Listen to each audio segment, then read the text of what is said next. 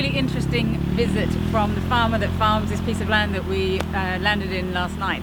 He's just retired and his son is taking over the land, which is being farmed for beef and cattle. We talked for a good 10 minutes about climate change, and he had some pretty strong opinions about climate change in this country, about biodiversity, about whether Britain is actually big enough on the global scale to have any real impact on climate change.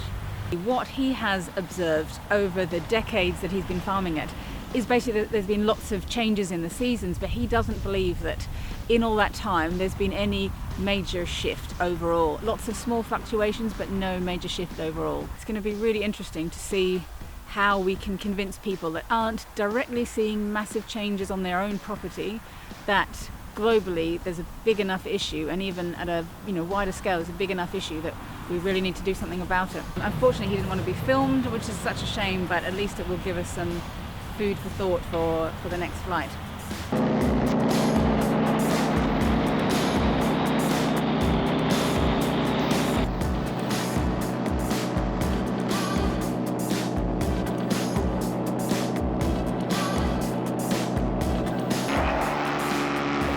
In that field over there, not realising it was connected to the field next to it by a small gap in the wall, which has quite a lot of cattle in it who are a bit frisky.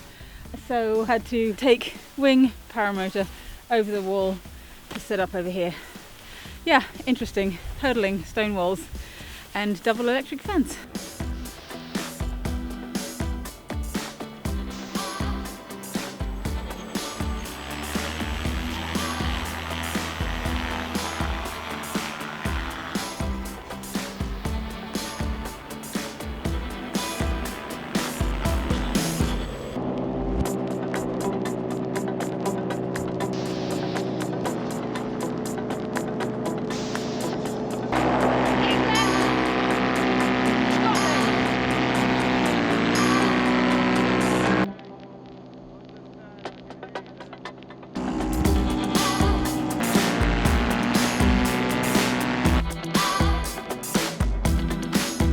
We've just landed on the edge of the Solway Firth at a place called Vauxhall in this very large field. Again, lots of farmers waving all the way, which is fantastic. It's brighter skies and there's bits of blue and the air is warm. And hopefully the team will be here soon because the weather is still perfect for flying. I really, really think we're going to make up time. Everything finally seems to be going our way. The nice thing apparently about electric motors is that they're much more reliable than flying with petrol motors. But I'm not sure so far. It feels like that. Just tried a takeoff, a forward launch in the field, which was lovely. The only thing is when I went to press for power, there was none. And I then thought I hadn't turned it on at the unit, so I then flicked the switch and actually turned it off. Turned it on again, and I was just getting an error message saying low voltage, despite the fact that it's a full battery. So, at that time I was only running along the field with a wing above my head. Thank God it didn't happen in the air, but yeah, I'll try again.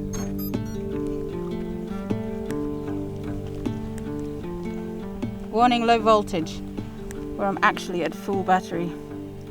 So this is clearly a problem with the battery, not with anything that I'm doing. Warning, low voltage every time I restart it.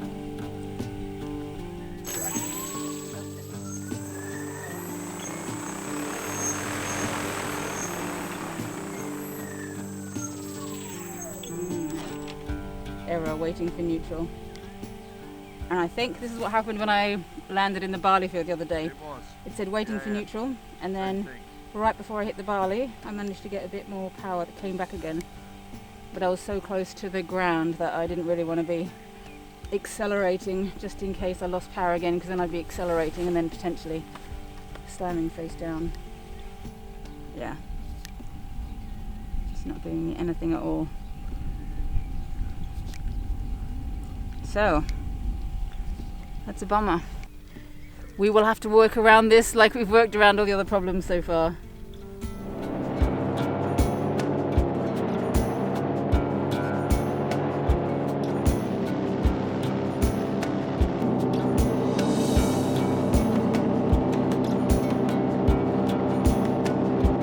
last flight we were trying to get to a town called Silos, so crossed another small estuary but at altitude, and yes, pootling along, thought that my battery was reading 54% and all was looking good, and then I just happened to glance down and notice that every, say, 10 seconds there was a little flash of low voltage message, which I hadn't seen before, certainly not halfway through a battery. So I kind of looked at it, a bit cautious, but I had all the full power again. And then the warning message was coming more frequently, and then suddenly it was just low voltage, and then powers at nothing, and I was back behind this house in a farmer's field, longish grass, and had no option but to spiral in. But the nice thing was I could already see there was a lady out there watching and kind of waving, so I knew whatever happened, even though I had to scale a fence, there at least was someone there who would offer to help and might offer us a cup of tea. And as it turns out, they offered us a cup of tea, a place to stay and charge the batteries, and have shown us 3 great field options for taking off tomorrow. So what was been a few more challenges of the tech and of flying electric, but overall we've made good headway, and tomorrow morning, if we get up early and fly, I have no doubt we're going to reach Whitehaven and finally catch up with the team, which has been our goal for the last week and a bit. So that's great news despite the few hurdles.